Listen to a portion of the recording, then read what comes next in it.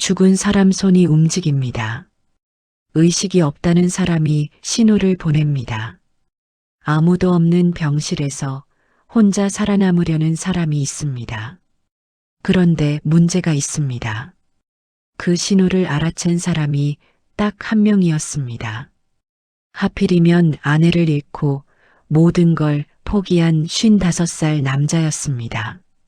그 남자 이름은 강태수입니다. 그리고 이 이야기는 그가 병실에서 꽃을 두고 나가려다 멈춘 순간부터 시작됩니다. 태수는 요즘 하루를 사는 게 아니었습니다.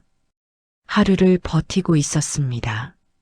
아내 명숙이 떠난 지 10달이 됐습니다. 뇌졸중이었습니다. 전날 저녁까지 멀쩡하게 밥을 차려주던 사람이 다음날 아침 쓰러졌습니다. 사흘을 버티다 눈을 감았습니다. 그 이후로 태수의 집에는 소리가 없어졌습니다. 냄비 부딪히는 소리도, 텔레비전 소리도, 누군가 문을 여닫는 소리도. 태수는 그 고요함이 가장 무서웠습니다. 아내의 동생 은서가 사고를 당한 건 바로 그 무렵이었습니다. 41살 은서는 제주도로 출장을 다녀오다 고속도로에서 차량 추돌 사고를 당했습니다. 머리를 심하게 다쳤고 식물인간 판정이 나왔습니다. 회복 가능성은 매우 낮다고 했습니다. 태수는 처음에 한번 병문안을 갔습니다. 그게 전부였습니다. 자기도 감당하기 버거운 시간이었으니까요. 그러다 아내 기일이 돌아왔습니다. 기일 아침 태수는 오래된 앨범을 꺼냈습니다.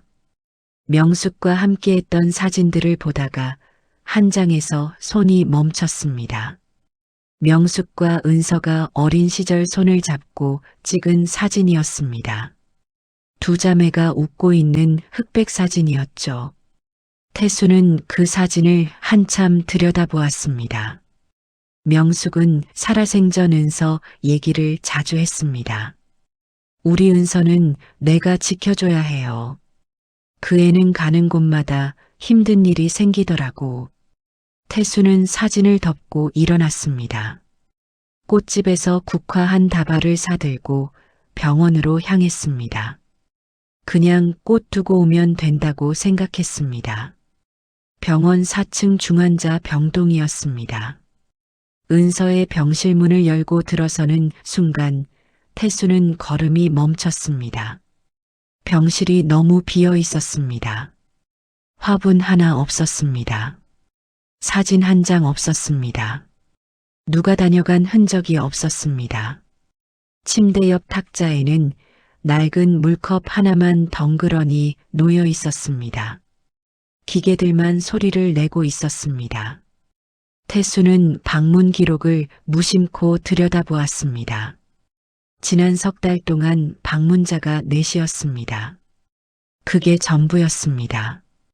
은서의 남편 재원이 2번, 재원의 어머니가 2번, 명숙의 친동생이 혼수 상태로 이 병실에 누워 있는데 아무도 오지 않은 겁니다. 태수는 꽃다발을 창가에 내려놓았습니다. 그리고 나가려다 멈췄습니다. 명숙이라면 이렇게 그냥 나가지 않았을 것입니다. 태수는 천천히 다시 침대 옆으로 갔습니다. 그리고 조심스럽게 은서의 손을 잡았습니다. 차갑고 너무 가벼운 손이었습니다. 명숙 손이랑 닮았다 싶었습니다. 그 순간이었습니다.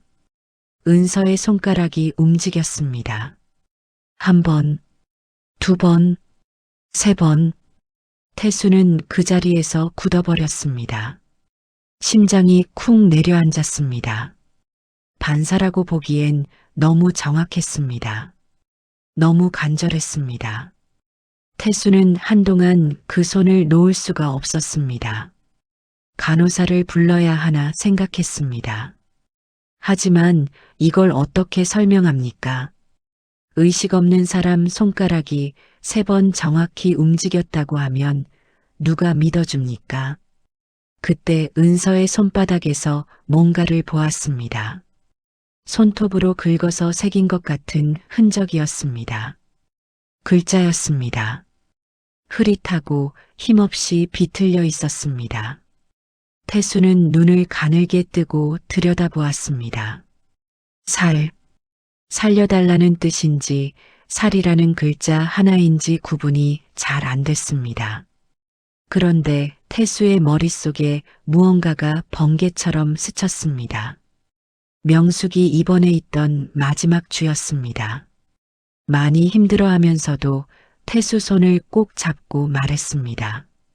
여보, 은서가 이상하다고 했는데 재원 씨 사업 관련해서 은서 이름으로 뭔가 서류를 꾸미고 있다고. 내가 나으면 같이 알아봐야 할 것 같아요. 그때 태수는 크게 신경 쓰지 않았습니다.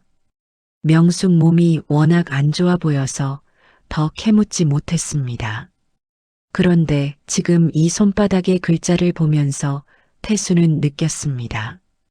은서가 뭔가를 알고 있다는 것을, 그리고 그것 때문에 지금 이 자리에 누워 있을 수도 있다는 것을. 태수는 그날 밤 집으로 돌아가지 않았습니다. 병실 복도 의자에 앉아 뜬 눈으로 밤을 지새웠습니다. 55평생 이런 밤은 처음이었습니다. 다음 날 아침 태수는 은서의 남편 재원에 대해 조심스럽게 알아보기 시작했습니다. 재원은 건설 관련 중소기업을 운영하고 있었습니다. 그런데 최근 몇 년 회사가 계속 어려운 상태였습니다. 그런데 이상한 것이 있었습니다. 은서 사고가 나기 넉 달 전에 은서 명의로 된 생명보험 2건이 새로 가입되어 있었습니다. 가입 시점과 사고 시점, 그 사이가 고작 넉 달이었습니다. 태수의 손이 떨렸습니다. 그때 오래된 번호로 전화가 왔습니다. 은서의 직장 동료라고 했습니다. 이름이 혜진이었습니다. 혜진은 조심스럽게 말했습니다. 은서 씨 사고 나기 전에 저한테 이상한 말을 했어요. 남편이 자기 이름으로 된 서류를 계속 만들고 있는데 무슨 내용인지 모르겠다고, 이상하다고 했어요. 그리고 사고 전날 카톡을 보냈어요. 혜진아, 나 좀 무서워. 그게 마지막이었어요. 태수는 전화를 끊고 병실로 갔습니다. 은서의 손을 잡고 귀에 가까이 입을 댔습니다. 은서야, 태수 형부야. 맞으면 2번, 아니면 1번이야. 알겠어? 손가락이 2번 움켜졌습니다. 재원이가 서류를 속여서 만든 거야? 손가락이 2번 움켜졌습니다. 태수의 눈물이 떨어졌습니다. 병원 안에도 도움을 주는 손이 있었습니다. 야간 순찰을 돌던 간호사 한 명이 어느 날 태수에게 낮은 목소리로 말했습니다. 저드릴 말씀이 있는데요. 이 환자 약이 바뀌었어요. 특정 보호자가 방문한 날마다 진정제 투여량이 늘었어요. 기록은 있는데 누군가 그걸 손댔어요. 이름이 소연이었습니다. 소연은 그 한마디를 남기고 빠르게 자리를 피했습니다. 더 이상 말하는 것은 자신에게 위험하다는 표정이었습니다. 태수는 그 짧은 말 한마디가 얼마나 큰 용기에서 나온 건지 알았습니다. 재원이 병문안을 오는 날 태수는 미리 병실 커튼 뒤에 몸을 숨겼습니다. 휴대폰 녹화 버튼을 미리 눌렀습니다. 재원은 간호사가 나가자마자 표정이 바뀌었습니다. 아내를 걱정하는 남편이 아니었습니다. 은서의 링거줄을 한동안 바라보다가 혼자 중얼거렸습니다. 다음 달이면 청구 들어가는데 빨리 끝내야 할 텐데. 태수는 주머니 속 휴대폰을 꽉 쥐었습니다. 녹화는 멈추지 않았습니다. 재원이 나가고 나서 태수는 천천히 커튼 뒤에서 나왔습니다. 화면을 확인했습니다. 다음 달이면 청구 들어가는데 그 한 줄이 또렷하게 담겨 있었습니다.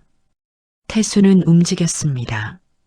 소연 간호사가 만들어준 긴급 이송 사유서, 혜진이 정리한 보험 가입 시점 자료, 태수가 직접 녹화한 영상, 그리고 은서의 손바닥에 새겨진 글자 사진.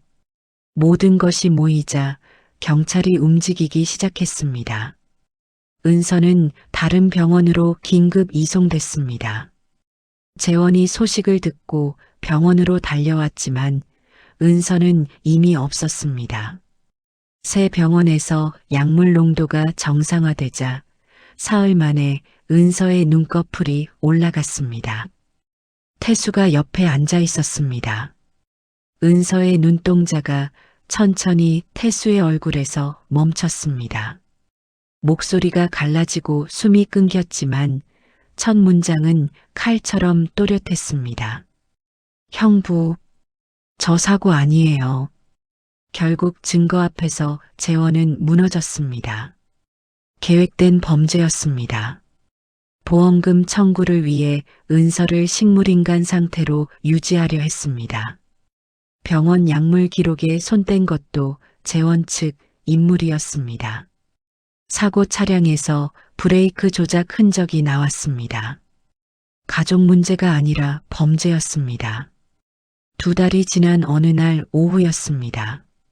재활실에서 은서가 보조기구를 잡고 한 걸음을 내디뎠습니다. 비틀거렸지만 분명히 앞으로 나아가는 걸음이었습니다. 태수가 옆에서 팔을 받쳐주었습니다. 은서가 작게 웃으며 말했습니다. 언니가 형부 믿으라고 했어요. 이제 알겠어요. 왜 그랬는지. 태수는 눈을 감았습니다. 명숙 목소리가 들렸습니다. 여보, 은서가 이상하다고 했는데 아내는 알고 있었습니다. 태수가 끝까지 포기하지 않을 사람이라는 것을. 병실 창으로 빛이 들어왔습니다. 한때 차갑고 텅 비어 있던 그 공간이 달라져 있었습니다. 기계음 대신 사람의 온기가 가득했습니다. 피가 섞이지 않아도 괜찮습니다. 같은 성을 쓰지 않아도 괜찮습니다. 손을 놓지 않은 사람, 두려움 속에서도 곁에 남은 사람, 그 사람이 가족입니다. 여러분 곁에도 지금 조용히 신호를 보내는 사람이 있을지 모릅니다. 오늘 그 손을 한번 잡아주십시오. 그 한 번이 누군가의 삶을 완전히 바꿀 수 있습니다.